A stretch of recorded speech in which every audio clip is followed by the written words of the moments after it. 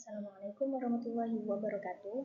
Halo semuanya, perkenalkan saya Hanum Yasmin Salsabila dengan NIM 2401011110045 dari Program Studi Pendidikan Agama Islam Fakultas Ilmu Tarbiyah dan Keguruan UIN Maulana Malik Ibrahim Malang.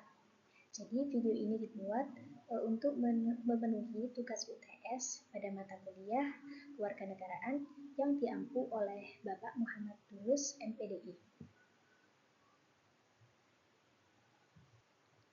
Nah, baik anak-anak, sebelum kita memulai pelajaran hari ini, mari kita awali dengan membaca basmalah terlebih dahulu. Bismillahirrahmanirrahim. Oke, hari ini kita akan belajar tentang hak dan kewajiban warga negara Indonesia. Nah, sebelumnya kalian tahu nggak apa itu hak dan apa itu kewajiban? Jadi, hak itu sesuatu yang kita dapatkan sebagai warga negara. Misalnya, hak mendapat pendidikan, hak menyampaikan pendapat, dan hidup dengan aman. Nah, kalau kewajiban itu merupakan sesuatu yang harus kita lakukan, wajib kita lakukan gitu maksudnya. Contohnya, kita itu harus mematuhi hukum, menghormati hak orang lain, dan ikut membela negara.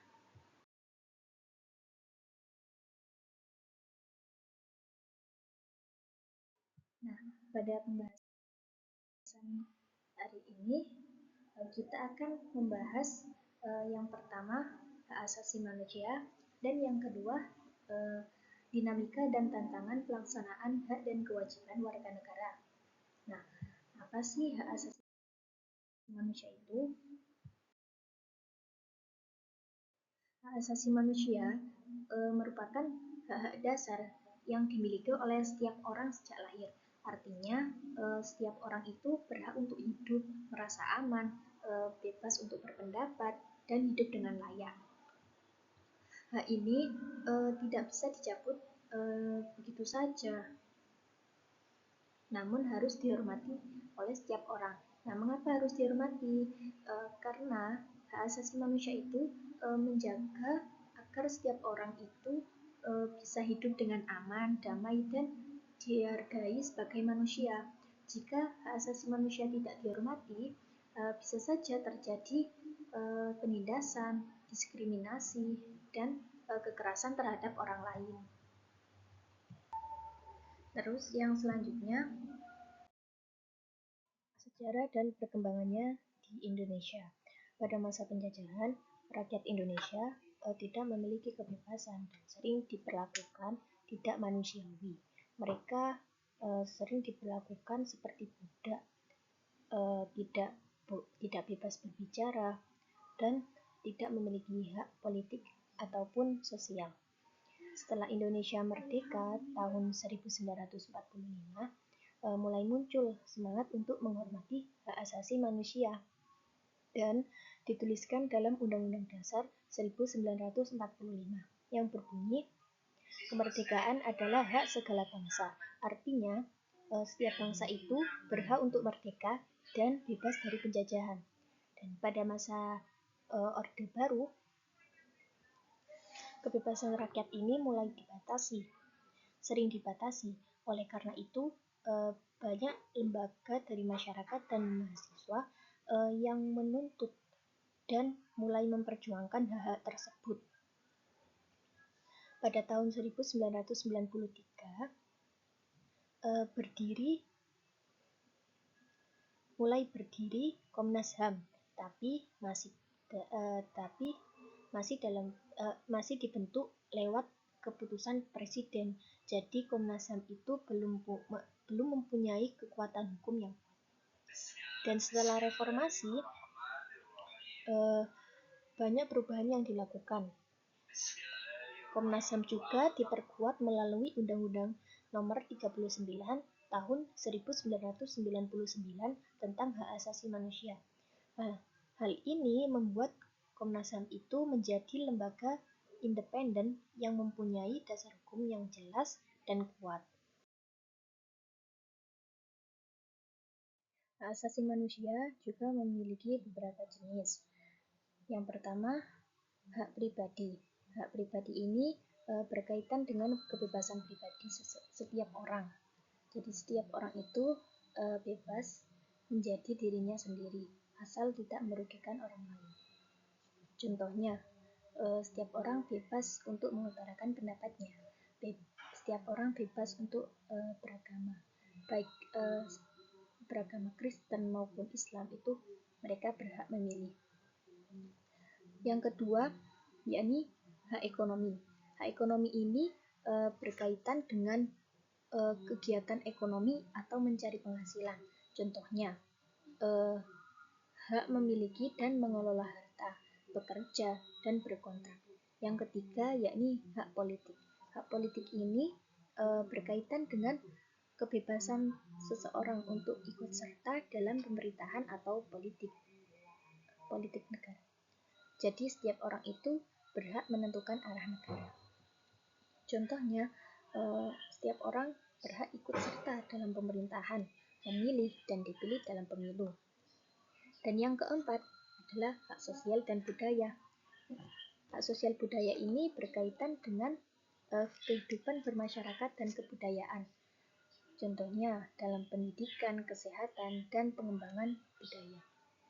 Dan yang terakhir, hak perlindungan hukum. Hak perlindungan hukum ini untuk mendapatkan perlindungan dan keadilan di mata hukum. Jadi semua orang itu sama di mata hukum. Jadi hukum itu tidak boleh membeda-bedakan atau pilih-pilih.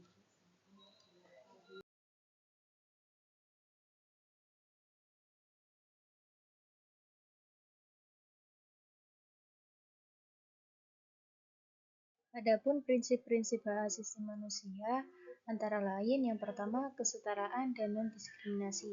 Jadi setiap individu itu diperlakukan dengan adil tanpa membedakan jenis kelamin, ras, agama, atau status sosial mereka.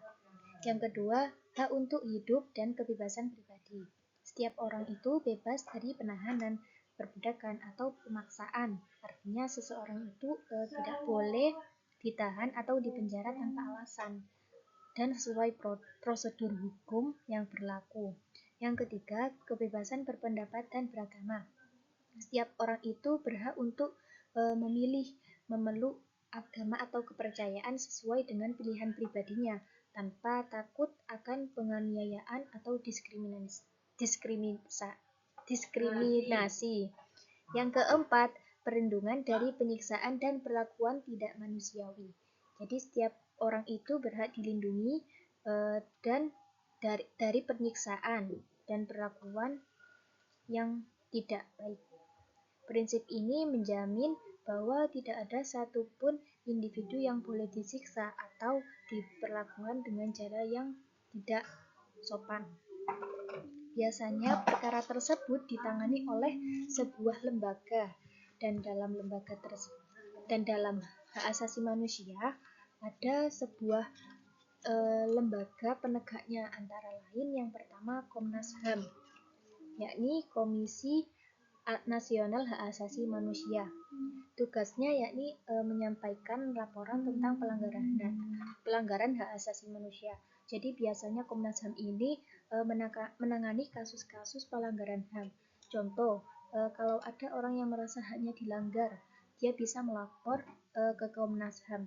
Yang kedua, Lembaga Komisi Perlindungan Anak Indonesia, KPAI.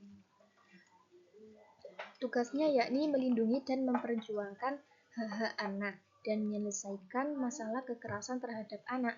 Contoh, kalau ada anak yang ditelantarkan atau dianiaya, KPAI bisa menangani kasus tersebut. Dan yang ketiga, Ombudsman. Ombudsman ini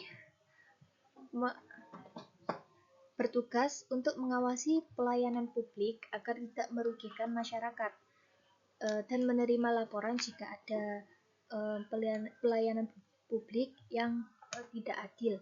Contohnya, kalau ada pegawai negara yang tidak melayani masyarakat dengan baik, bisa dilaporkan kepada Ombudsman. Yang keempat, ada Lembaga Perlindungan Saksi dan Korban, yakni LPSK. Tugasnya itu memberikan perlindungan kepada saksi atau korban dalam kasus pelanggaran HAM. Contohnya kalau ada korban kejahatan besar atau korban dari kasus pelanggaran HAM, LPSK bisa membantu supaya korban tersebut aman dan dilindungi. Selanjutnya yakni dinamika dan tantangan pelaksanaan hak dan kewajiban warga negara. Pelaksanaan hak dan kewajiban di Indonesia itu tidak selalu berjalan seimbang. Pasti ada dinamika dan tantangan pelaksanaan hak dan kewajiban warga negara yang terjadi karena beberapa faktor seperti perubahan sosial, politik, ekonomi, dan teknologi. Nah, tantangan ini itu dapat berdampak pada ketidakharmonisan antara hak dan kewajiban yang bisa menimbulkan konflik sosial. Berikut adalah tantangannya. Antara lain, yang pertama, perbedaan kemampuan ekonomi. Jadi tidak semua warga negara itu memiliki akses yang sama terhadap pendidikan, kesehatan, dan pekerjaan. Akibatnya, hak dasar mereka itu tidak sepenuhnya terpenuhi. Dan yang kedua itu birokrasi. Sebelumnya, birokrasi itu merupakan sistem atau cara kerja yang terorganisir dalam sebuah organisasi. Biasanya kita temukan birokrasi itu dalam pemerintahan atau perusahaan besar. Jadi kalau cara kerja itu tidak berjalan dengan lancar atau berjalan dengan lambat atau tidak efisien, hal itu bisa bikin penerapan kebijakan atau aturan yang seharusnya dilakukan itu jadi terhambat. Nah, yang ketiga yakni korupsi. Korupsi ini merupakan penyalahgunaan kekuasaan untuk keuntungan pribadi yang bisa menghalangi atau memperlambat penerapan kebijakan.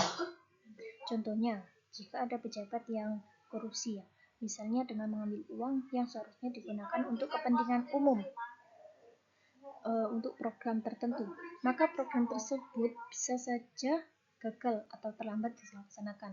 Nah, uang yang seharusnya digunakan untuk kepentingan umum tadi malah diselewengkan untuk kepentingan pribadi. Akibatnya, kebijakan yang seharusnya bermanfaat untuk masyarakat jadi tidak berjalan dengan baik atau bahkan tidak berjalan sama sekali. Yang keempat, ini kurangnya kesadaran. Banyak warga negara itu belum memahami secara penuh apa saja hak dan kewajiban mereka yang bisa berdampak pada kurangnya partisipasi mereka dalam kehidupan bernegara. Yang kelima, kurangnya literasi digital. Kurangnya kemampuan untuk menggunakan teknologi dan informasi dengan baik itu bisa menghalangi seseorang dalam memenuhi hak dan kewajiban di dunia digital saat ini. Misalnya, di era sekarang, banyak hal yang dilakukan secara online, seperti mengurus administrasi ataupun mengakses layanan publik. Kalau seseorang tidak paham cara menggunakan internet atau perangkat digital, mereka bisa kesulitan untuk mendapatkan layanan yang seharusnya mereka terima, atau bahkan tidak bisa memenuhi kewajiban mereka seperti membayar pajak atau memilih dalam pemilu jarak jauh. Jadi, kurangnya literasi digital itu bisa menyebabkan orang tertinggal atau tidak bisa menjalankan hak dan kewajibannya dengan baik di dunia yang semakin mengandalkan teknologi ini. Dan yang keenam, konflik kebijakan pemerintah. Konflik ini terjadi ketika keputusan atau tindakan pemerintah itu dianggap melanggar atau tidak memperhatikan hak-hak warga negara yang harusnya dijaga. Ketika hal ini terjadi, masyarakat atau kelompok tertentu itu bisa merasa dirugikan atau bahkan menurut perubahan kebijakan tersebut agar sesuai dengan standar hak asasi manusia. Upaya yang diperlukan untuk mengatasi tantangan-tantangan tersebut antara lain dengan meningkatkan kesadaran hukum dan etika. Kita perlu tahu dan paham hukum atau peraturan yang ada, serta tahu cara bertindak yang baik dan benar. Yang kedua, memperkuat pendidikan kewarganegaraan. Nah, pendidikan ini itu penting supaya kita tahu hak dan kewajiban kita sebagai warga negara. Misalnya, ikut memilih saat pemilu atau membantu orang lain di sekitar kita. Yang ketiga, memperbaiki akses terhadap informasi yang benar dan transparan. Informasi yang kita dapat harus jelas dan benar, supaya kita itu nggak salah paham. Misalnya, kita bisa cari tahu informasi dari sumber yang terpercaya, bukan dari berita bohong atau hoax. Jadi, ketika kita menemukan suatu berita, kita tidak boleh dengan mudah percaya dengan berita tersebut. Jadi kita harus melihat dari sumbernya, apakah berita itu benar atau hoax. Dan yang keempat, itu menciptakan regulasi yang adil. Artinya, kita perlu punya aturan yang adil dan tidak membeda-bedakan orang. Semua orang itu harus diperlakukan sama tanpa ada yang merasa dirugikan. Terus yang kelima, menciptakan mekanisme yang mendorong partisipasi aktif warganya. Berarti kita itu harus diberi kesempatan untuk ikut serta dalam menentukan keputusan penting, misalnya lewat pemilu atau ikut dalam diskusi tentang masalah yang ada. Terus yang keenam, menjaga nilai-nilai Pancasila sebagai dasar mewujudkan kesejahteraan bersama. Nah, Pancasila itu dasar negara kita yang mengajarkan nilai-nilai penting seperti tolong-menolong, keadilan, dan persatuan. Dengan menjaga nilai-nilai ini, kita bisa hidup lebih damai dan sejahtera bersama-sama. Jadi teman-teman, sebagai warga negara Indonesia, kita itu memiliki hak yang dilindungi oleh hukum, dan kita juga memiliki kewajiban untuk memenuhi tanggung jawab kita. Nah, untuk itu kita semua itu harus berperan aktif dalam menjaga keseimbangan hak dan kewajiban demi kemajuan bangsa. Baik, terima kasih yang telah menonton video ini sampai akhir. Semoga bermanfaat. Wassalamualaikum warahmatullahi wabarakatuh.